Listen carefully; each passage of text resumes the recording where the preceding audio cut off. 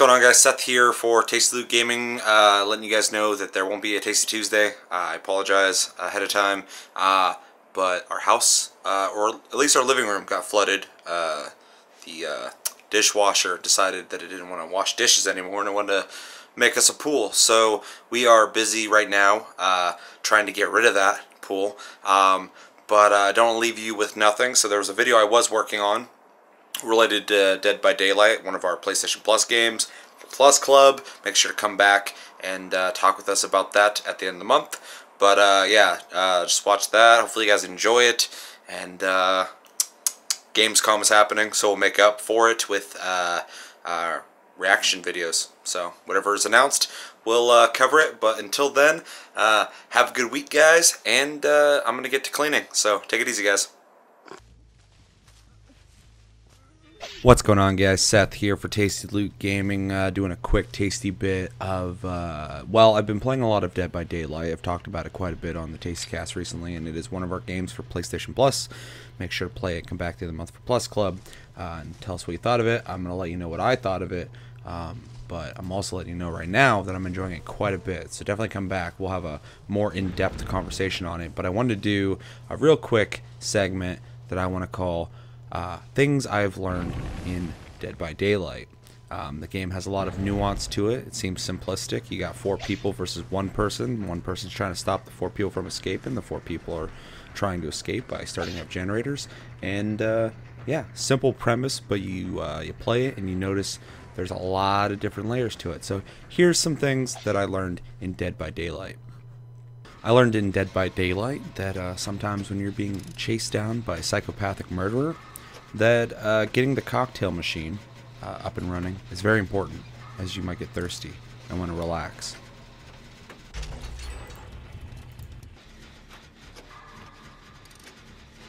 Sometimes when repairing a generator and your boy fucks up, freaks out and runs away real fast, that you can sit still and the killer will not see you at all. Sometimes one of the best defenses that you have in your arsenal when a killer's coming in to try and give you a hug and you don't want that hug is to jump through a window. And then when he sees you go out that window, you go through the window again. And then he goes outside and then he's go right back inside.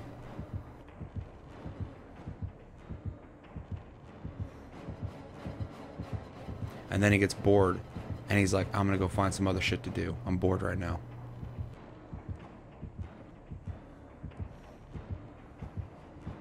Sometimes your teammates don't want to participate in the match and they just want to hide out. Luckily, there's a system where crows will show up above their head. The longer they wait, up to 3 crows will show up. And you can also, when you run, leave little marks all over the ground that the killer will see. The mix between these two things is a good, encouraging force to get them to help the team. Sometimes it's courteous to wave down the killer and let them know that you and your 3 friends are leaving now, and thank him for a good time and leave. He will appreciate this. Sometimes Freddy Krueger is a bitch and he carries people off and he kills them in front of you.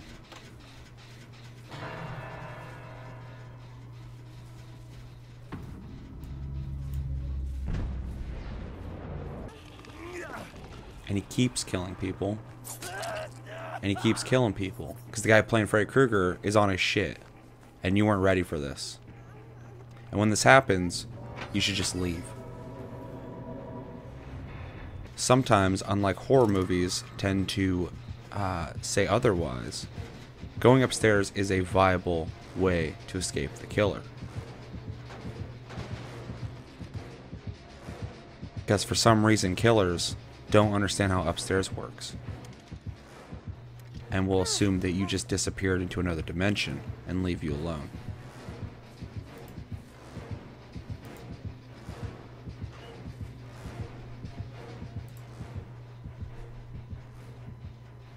Sometimes it's okay to realize that the killer is an asshole and you can break his hooks so he has less hooks to put your friends on, because fuck him.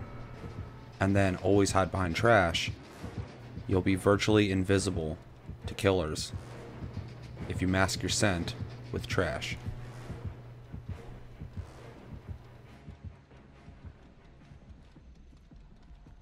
Sometimes you get in a good rhythm with another player and you get shit done. And you're escaping together and shit gets a little complicated. And you get left behind. And in that moment where you bonded together, you're like, I can't believe this person's gonna leave me here. And then that person, like a pro, comes in, saves your ass,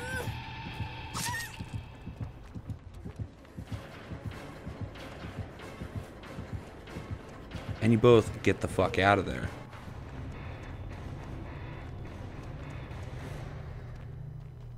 Sometimes, when you're playing as the killer, the team will just come to you and let you kill them all. They're like, hey, we don't want to win. We want to lose. Why don't you just kill us? And then you oblige because you're polite. You want to be helpful, so you murder them all.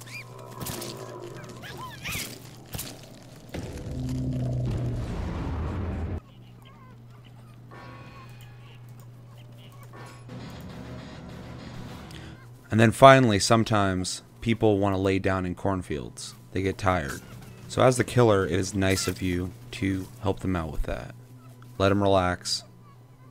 They might have had too many cocktails at the cocktail machine. And just let the round go through.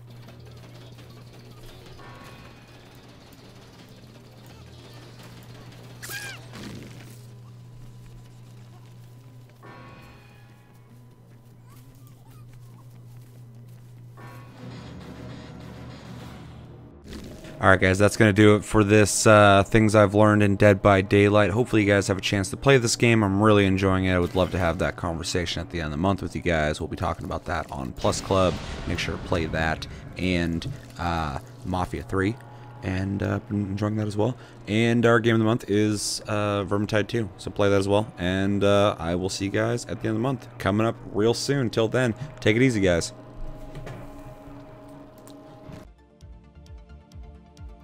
If you enjoyed this episode, please consider hitting the like button. We'd really appreciate it. And if you want more weekly content, hit the subscribe button. You can always find us on Facebook, Tumblr, and Twitter at Tasty Loot Gaming. And as always, thanks for watching.